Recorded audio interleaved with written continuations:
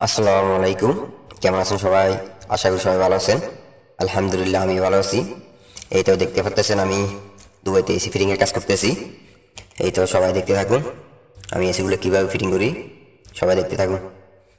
এই তো আমি এখন আমার অলরেডি বেস লাগানো শেষ, আর এটা নিয়েছি আর কি, এটার বেস লাগানো শেষ। এখন আমি 510 নিয়ে উঠিতেছি, এখন ইনডোরটা ফিটিং করবো আর কি।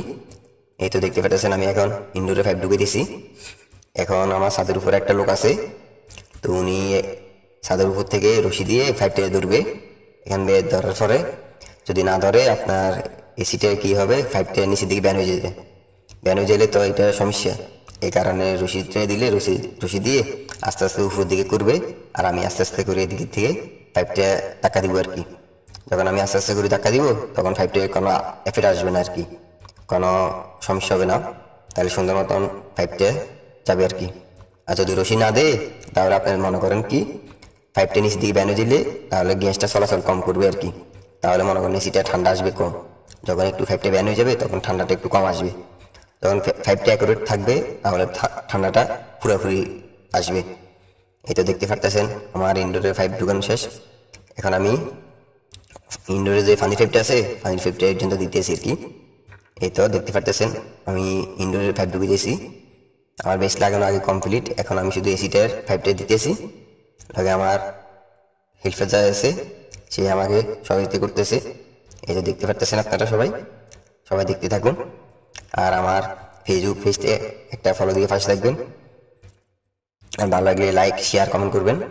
আর যারা ইউটিউব থেকে দেখবেন আমার ইউটিউবের চ্যানেলটা সাবস্ক্রাইব করে দিবেন।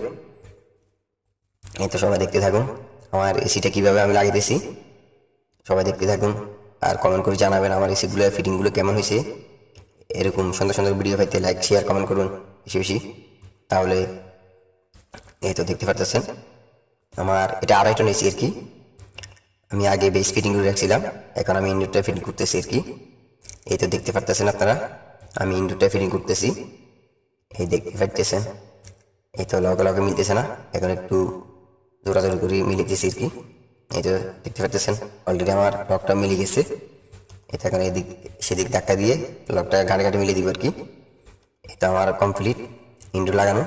এখন আমি আউটডোরে আসলাম, আউটডোরে A58 আর কি, যেটা ইনডোর থেকে আউটডোরে আসলো A58 আসলো আর কি। এখন আমি আউটডোরটা সুন্দর মতন বসাইলাম, আউটডোরটা বসাবার পরে এখন দেখতে পারতেছেন আমি 5টা ব্যান করতেছি। 5টা ব্যান করে আউটডোরের মাঝে লাগাবো আর কি। আউটডোর লাগাবার পরে মনে করেন আমার যে ওয়্যারগুলো আসছিল ইনডোর থেকে, ওয়্যারগুলো লাগাবো আর কি। এই তো দেখতে পারতেছেন সবাই, সবাই ভালো থাকবেন, সুস্থ থাকবেন। আল্লাহ হাফেজ।